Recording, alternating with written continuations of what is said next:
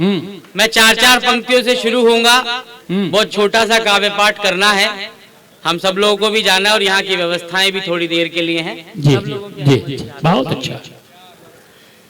मैं 4 पंक्तियों से आपसे जुड़ना चाहता हूँ, चौथी पंक्ति पर मुझे शुरू करिएगा, फिर धीरे धीरे मैं आपसे जुड़ता हूँ। कि हमको इतना सादान देना बस, हमको इतना सादान देना बस, अपने होने का भान देना बस, के आप पर जान हम देने आए हैं। अच्छा, हम पे थोड़ा सा ध्यान दे। बहुत अच्छा, बहुत अच्छा। थोड़ा सा ध्यान देना बस। मैं अनुराग के निवेदन पर और राम के माध्यम से इस कार्यक्रम में आया। मैं बहुत कुछ पुराना सुनाने को है, मैं राम गीत तक आपको ले चलूंगा मैं, लेकिन मैं कुछ पहली बार कुछ नया पढ़ता हूँ। प्रेम का अच्छा, सुनिएगा। हम बड़े ही सुदूर गांव में, किसी एक छोटे से गांव में पहली बार आप लोगों ने कवि सम्मेलन कराया, लेकिन हम जैसे गांव में रहने वालों के प्रेम की पहली कक्षा क्या है, मैं 4 पंक्तियों में पढ़ता हूँ, चौथी पंक्ति आप तक पहुंचे तो मुझे बताइएगा। बताती थी जिसे दुनिया हमारी भूल का रास्ता, बताती थी जिसे दुनिया हमारी भूल का रास्ता, उसे खुशबू ने समझाया वहीं पर फूल का रास्ता, के पढ़ा था जिस पे चलकर पाठ पहले प्यार का हमने, पढ़ा था जिस पे चलकर पाठ पहले प्यार का हमने, वो रास्ता था हमारे गांव की स्कूल का रास्ता। अच्छा, वो रास्ता था हमारे गांव के स्कूल का रास्ता। वाह वाह वाह वाह, स्कूल का रास्ता।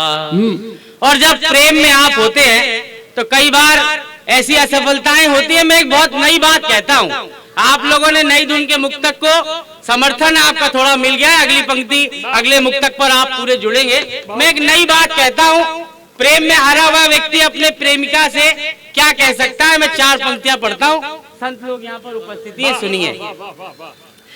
कि पराजय का नहीं होता है कोई शोर मत कहना। हम हारे हुए हैं प्रेम में, लेकिन बात कहना चाहता हूं, सुनिएगा। पराजय का नहीं होता है कोई शोर मत कहना, जमाने में कहाँ होते हैं अब चित चोर मत कहना। हमें लड़ना है दुनिया से, कि मुझे लड़ना है दुनिया से, अकेले अब तुम्हारे बिन, मुझे लड़ना है दुनिया से, अकेले अब तुम्हारे बिन, अगर मैं हार जाऊं तो मुझे कमजोर। वाह वाह वाह, अच्छा है, अच्छे से बजाओ ताली।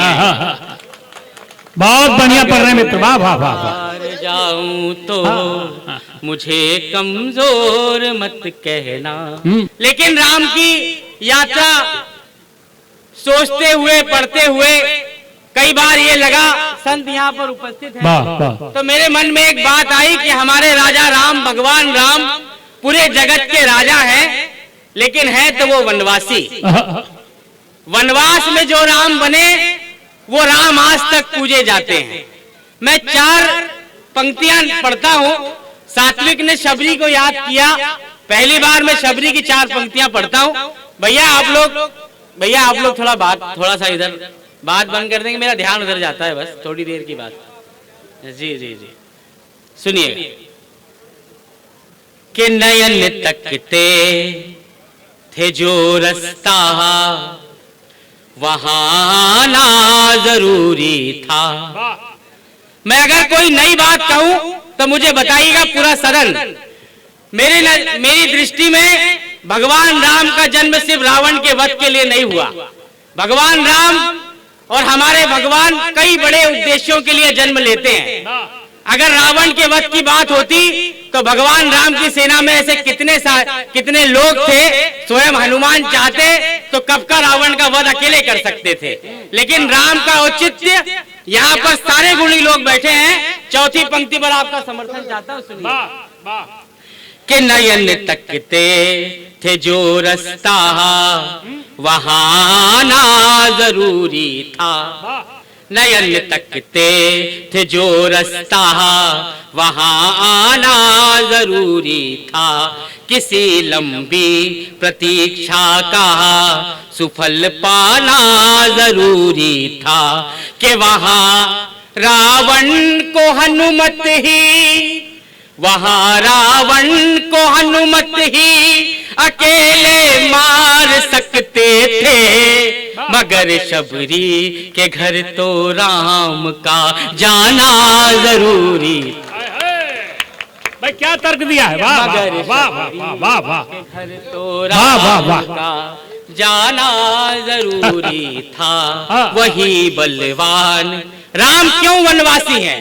वही बलवान जो आकर किसी निर्बल में बल डाले।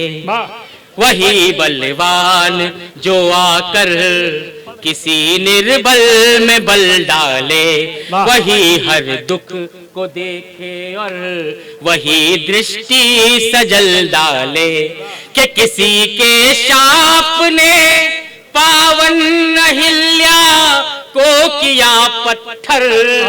किसी के शाप ने पावन अहिल्या को किया पत्थर। स्वयं रघुवर ने पत्थर के सभी मतलब बदल डाले। स्वयं रघुवर ने पत्थर के सभी मतलब बदल डाले।